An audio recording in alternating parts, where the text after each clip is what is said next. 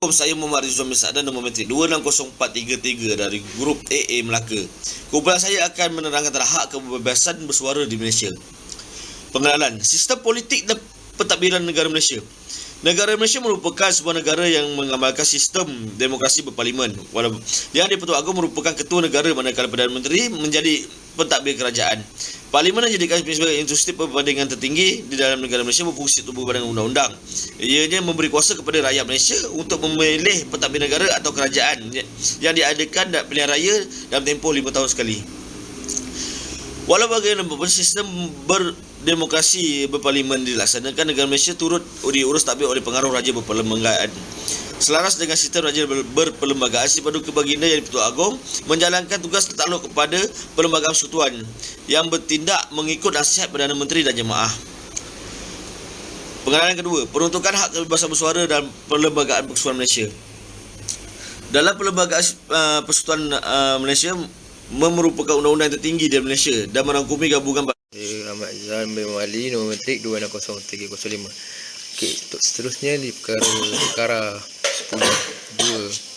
10.2/A, Parlimen boleh mengenakan sebarang sekatan dan dapati partinya perlu atau sesuai manfaat demi kepentingan keselamatan persekutuan atau mana-mana bahagiannya bagi mengekalkan hubungan baik dengan negara-negara lain. Inderaman awam atau prinsip moral, sekatan tersebut untuk bertujuan untuk melindungi himpunan parlimen maupun mana-mana dewan undangan dan untuk membuat peruntukan bagi menentang penghinaan mahkamah, fitnah atau pengapian apa-apa kesalahan.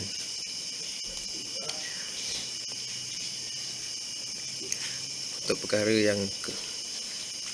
10/3, sekatan untuk perkara 10/1/C, perlembagaan yang sama juga boleh dikenakan oleh mana-mana undang-undang yang berhubungan dengan perubahan atau pendidikan.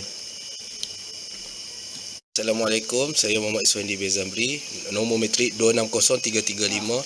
Saya membentangkan tentang isu hak kebebasan bersuara di Malaysia. Dua wartawan Malaysia kini membuat laporan melalui penulisan di dalam blog berkenaan dakwaan punca kematian sebenar seorang tahanan polis. Didakwa puncanya disebabkan kekejaman pihak polis sendiri. Mereka disiasat di bawah penuntukan kanun kesiasaan yang boleh diiktiraf secara meluas dan menjadikan perlakuan seperti penyebaran kabar angin yang boleh mendatangkan ketakutan. Dan seterusnya, menurut laporan daripada bernama, iaitu salah satu agensi berita milik pihak kerajaan Malaysia, satu pasukan penyiasat telah ditubuhkan khusus bagi menyiasat dakwaan tersebut, termasuk siasatan ke atas Tan Sri Tommy Thomas. Siasatan ini dilihat mempunyai motif politik kerana timbul ancaman pada pihak kerajaan yang memerintah sekarang.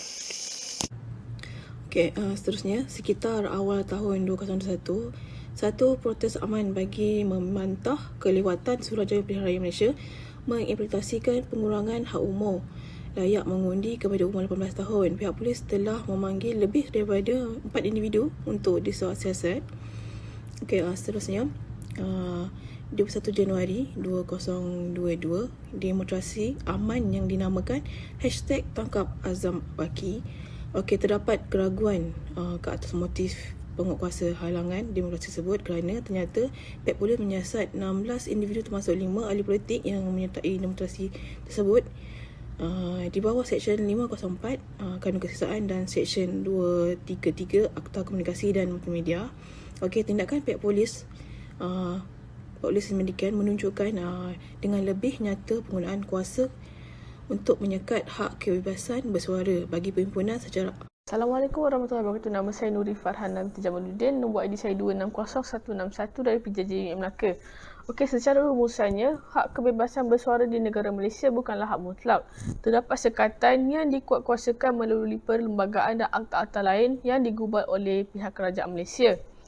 Hak kebebasan bersuara menjadi hak kebebasan bersuara terpilih kerana hak tersebut hanya boleh digunakan oleh individu tertentu dalam perkara tertentu saja, maka secara tidak langsung menafikan hak yang telah dijamin oleh Perlembagaan Persekutuan Malaysia. Setiap warga negara perlu diberi kebebasan yang sepatutnya dalam menyatakan pendapat dan diberi suara agar terdapat check and balance dalam pemerintahan negara. Sekian, itu sahaja daripada kumpulan kami. Terima kasih.